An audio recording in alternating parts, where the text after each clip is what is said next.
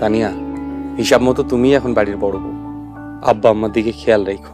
Hello বন্ধুরা, আসসালামু আলাইকুম। আশা করি আপনারা প্রত্যেকে সবাই অনেক বেশি ভালো আছেন। তো বন্ধুগণ, আপনারা হয়তো ইতিমধ্যে ইমাম সাহেব এই নাটকের 6 নম্বর পর্বটি দেখে ফেলেছেন এবং আশা করা যায় এই নাটকটি আপনারা অনেক বেশি পছন্দ করেছেন এবং উপভোগ করেছেন, তাই অধীর আগ্রহে বসে আছেন এই নাটকের 7 নম্বর পর্ব তথা সিজন 2 দেখার জন্য। বন্ধুগণ, আজকের এই ভিডিওতে আপনাদেরকে জানিয়ে দেওয়া হবে কবে আসতে চলেছে ইমাম সাহেব এই নাটকের 7 নম্বর পর্ব তথা সিজন 2 এবং কি করলে আপনারা অতি দ্রুত এই নাটকের 7 নম্বর পর্বটি দেখতে পারবেন, তারই সকল কিছুর আপডেট রয়েছে আজকের এই ভিডিওতে। তাই একটু কষ্ট করে সম্পূর্ণ ভিডিওটি দেখতে থাকুন এবং তার পূর্বে আপনাদের কাছে ছোট একটি রিকোয়েস্ট, আপনারা যদি আমাদের চ্যানেলে নতুন দর্শক হয়ে থাকেন তাহলে অবশ্যই আমাদের চ্যানেলটিকে সাবস্ক্রাইব করবেন, কারণ আমরা প্রতিনিয়ত এই সকল নাটকের আপডেট আপনাদের মাঝে নিয়ে আসি। আর বন্ধুরা, আপনারা কে কোথায় কোন দেশ হতে ভালোবেসে আমাদের ভিডিওগুলো দেখছেন তা অবশ্যই কমেন্টে লিখে জানাতে পারেন। বন্ধুগণ, মোস্তফা মোল্লা সম্মানের সাথে তার আবার গ্রামে ফিরেছে। সে অনেক দুঃখ কষ্ট নিয়ে গ্রাম ছাড়া হয়েছিল। হয়তো সৃষ্টিকর্তা তার ভাগ্যে এটাই লেখা ছিল যে সে গ্রাম ছাড়া হয়ে বড় কোনো কোম্পানিতে কাজ করে অনেক বড় প্রতিষ্ঠিত হবে এবং তেমনটাই ঘটেছে।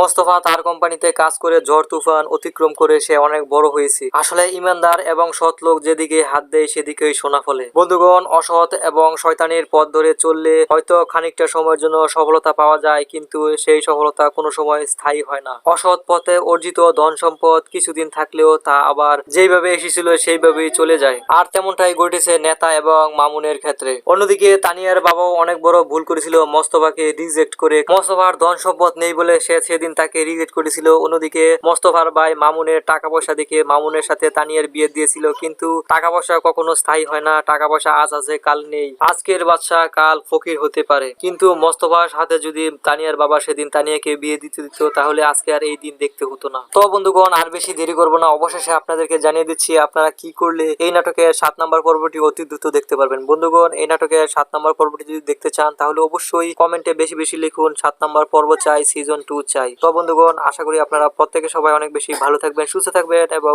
সেই সাথে পরবর্তী ভিডিও দেখার আমন্ত্রণ জানিয়ে আজকের মতো এখানেই আল্লাহ হাফিজ।